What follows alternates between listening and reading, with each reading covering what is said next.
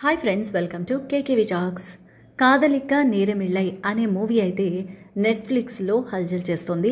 ఇక దీనిలో అయితే నిత్యా మీనన్ నటించిందనమాట. మెయిన్ రోల్లో చెన్నైకి చెందిన శ్రీయ అనే క్యారెక్టర్లో నిత్యా మీనన్ ఆర్కిటెక్ట్గా ఇక్కడ దీనిలో యాక్ట్ చేసింది. ఇక లవ్ బ్రేకప్తో ఒంటరిగా జీవితాన్ని గడుపుతూ ఐవీఎఫ్ ద్వారా ఓ బిడ్డకు జన్మనిచ్చి సింగిల్ పేరెంట్గా జీవించాలనుకునే క్యారెక్టర్లో నిత్యా మీనన్ బాగా నటించిందని చెప్పాలి. ఇక బెంగళూరుకు చెందిన ఇంజనీర్ సిద్ధార్థ అంటే హీరో అనమాట రవి మోహన్.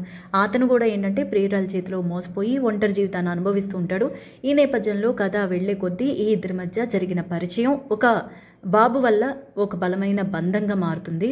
అయితే ఈ రిలేషన్షిప్తో వారి డెస్టినీ ఎటువైపు వెళ్ళింది అనేది అయితే ఖచ్చితంగా సినిమా చూడాల్సిందే. ఎందుకంటే ఈ మధ్య కాలంలో ఉన్న అమ్మాయిలకి ఈ ట్రెండ్కి తగ్గట్టు ఆలోచన విధానాలకి కొంచెం కనెక్ట్ అయిందనే చెప్పాలి. కానీ కొన్ని సిచ్యువేషన్స్ మాత్రం సీన్స్ మాత్రం ఫ్యామిలీ అంతా కూర్చొని చూడడానికైతే కొంచెం ఇబ్బందికరంగా ఉండే సన్నివేశాలు.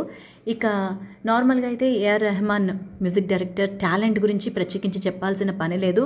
అలాగే రవి కానీ నిత్య కానీ యోగిబాబు ఇలాంటి టాప్ యాక్టర్స్ ఈ సినిమాలో ఉన్నా కూడా అనుకున్నంత కామెడీని అయితే రాబట్టలేకపోయారు. ఇక ఈ సినిమా నిర్మాణ ఖర్చులు, ప్రమోషనల్ ఇవన్నీ కలిపి అంటే ఈ సినిమాని నిర్మించడానికి 20 కోట్ల రూపాయలు బడ్జెట్ అయిందని చెప్పేసి ఒక టాక్ అయితే వినిపిస్తోంది. మొత్తానికి సినిమా ప్రమోషన్స్లో నిత్యా మీనన్ పాల్గొనడం భారీగా అంటే బిజినెస్ జరిగిందనే చెప్పాలి. సుమారు 18 కోట్ల మేర రైట్స్ అయితే అమ్మకాలు జరిగాయి. ఇక దీంతో ఈ సినిమాపై కూడా భారీగా క్రేజ్ పెరగడంతో తమిళనాడులో ఇతర ప్రాంతాల్లో సుమారుగా 1200 స్క్రీన్స్లో ఈ చిత్రాన్ని రిలీజ్ చేశారు. మొత్తానికి ఒక్కసారి అయితే ఈ మూవీని చూడొచ్చు. థియేటర్కి వెళ్ళలేని వాళ్ళు ఇప్పుడు నెట్ఫ్లిక్స్లో ఉంటుంది కాబట్టి చూడొచ్చు. అండ్ ఇతర ప్రాంతాల్లో అయితే దాదాపుగా 50 లక్షల రూపాయల వరకు రాబట్టిందట ఈ మూవీ. మరి కలెక్షన్స్ అయితే ఇంకా పెరుగుతాయని చెప్పేసి కూడా ఒక అంచనాకు వచ్చారు. మొత్తానికి ఒక్కసారి చూసి అసలు ఏంటి అనేది కూడా మీరంతా అర్థం చేసుకోవచ్చు. ఈ మూవీ గురించి మీ అభిప్రాయం ఏంటి అనేది కూడా కామెంట్ సెక్షన్లో కామెంట్ చేయండి. ఈ వీడియో నచ్చితే లైక్ చేయండి, షేర్ చేయండి.